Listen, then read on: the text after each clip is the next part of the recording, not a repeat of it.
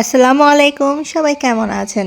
আজকে একটা খাওয়ার ভিডিও তৈরি করব। আর আমার আগের খাওয়া দাওয়ার ভিডিওতে আপনারা অনেক বেশি ভালোবাসা দিয়েছেন, অনেক বেশি পছন্দ করেছেন। ধন্যবাদ সবাইকে সেটার জন্য। আর এই ভিডিওটা কিন্তু আজকের নয়, কালকে ছিল। আজকে আমি রোজা রেখেছিলাম, তাই কালকেই ভিডিও আমি এডিট করে দিলাম, ভয়েসটা দিয়ে দিলাম। তো দেখতেই পাচ্ছেন এখানে কিন্তু খাসির মাথা রান্না করা হয়েছিল। আমার মার হাতের খাসির মাথা কিন্তু অনেক বেশি মজা হয়। আর এখানে কিন্তু খাসির মাথার সাথে ছোট ছোট জিহ্বা ছিল, চাপার মাংস ছিল, খেতে অসাধারণ হয়েছিল। আর গরম গরম খাসির মাথার তরকারি আমি বড় একটি পেলায় তুলে নিচ্ছিলাম সবার খাওয়ার সুবিধার্থে। আর এখানে আজকে বালাচাও, চিংড়ি মাছের বালাচার ভর্তার রেসিপি আপনাদের সাথে শেয়ার করব। এখানে ধনেপাতা কুচি, পেঁয়াজ কুচি আর কাঁচামরিচ কুচি নেওয়া হয়েছে। আর স্বাদমতো লবণ দিয়ে এখন পেঁয়াজ কাঁচামরিচটাকে খুব ভালোভাবে চটকে নিতে হবে। যত ভালোভাবে চটকে নেওয়া যায় ততই ভালো, তাহলে পেঁয়াজটা নরম হয়ে যাবে আর ভর্তাটা খেতে অনেক বেশি ভালো লাগবে। এখন ধনেপাতাটাকেও সাথে মিশিয়ে নিচ্ছে মা।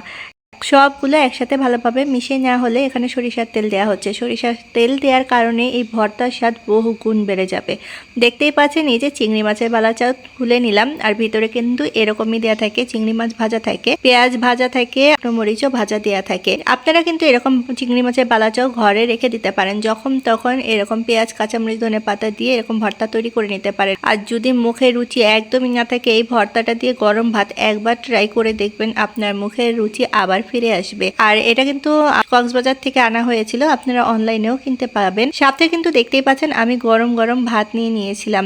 আর দুপুরবেলা কিন্তু আমি এটুকু ভাতই খাই। এখন ভর্তা নেওয়ার সময় ভাবছিলাম যে এটুক ভাত আমি ভর্তা দিয়েই খাবো নাকি আমি খাসির মাথা দিয়ে খাবো, না সাথে অন্য কিছু ছিল, ডাল ছিল, ভাজি ছিল, কিন্তু আমি ওগুলো কিছুই ধরিনি, কারণ আমার ভাতই নিয়েছিলাম আমি এটুকু ভাত দিয়ে অর্ধেক আমি এই ভর্তা দিয়ে শেষ করেছি।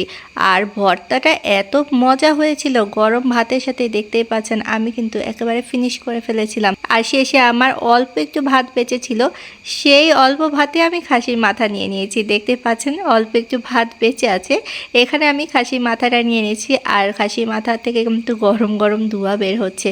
আর শীতের মধ্যে এরকম গরম ধোঁয়া ওঠা তরকারি দিয়ে ভাত খেতে অনেক বেশি ভালো লাগে, তাই না? আর সাথে কিন্তু সালাদ ছিল, সালাদ না নিলে কিন্তু আমার একেবারেই ভালো লাগে না। পোলাও হোক আর ভাত হোক, সাথে কিন্তু সালাদ লাগবেই। তো সালাদটা কিন্তু শসা, টমেটো, গাজর, পেঁয়াজ, কাঁচামরিচ, ধনেপাতা ছিল। আর এরকম করে সালাদ বানিয়ে খেলে কিন্তু খাবারের স্বাদ বহুগুণ বেড়ে যাবে। আপনারাও ট্রাই করবেন। স্বাস্থ্যের জন্য যেমন সালাদটা প্রয়োজন, ঠিক তেমনি কিন্তু মজার জন্য প্রয়োজন। আর দেখতেই পাচ্ছেন খাসির মাথাটাকে আমি উল্টে পাল্টে দেখাচ্ছিলাম, ভিতরে কিন্তু কিছুই নেই, ভিতরে সব কিছু মশলা বের হয়ে গিয়েছিল ঝোলের মধ্যে। এখন আমি গরম গরম ভাতটাকে মেখে নিয়েছিলাম আর খেয়ে নিয়েছি। কেমন হয়েছে আজকে ভিডিওটা কমেন্ট করে জানাবেন। ধন্যবাদ সবাইকে ভিডিওটা দেখার জন্য।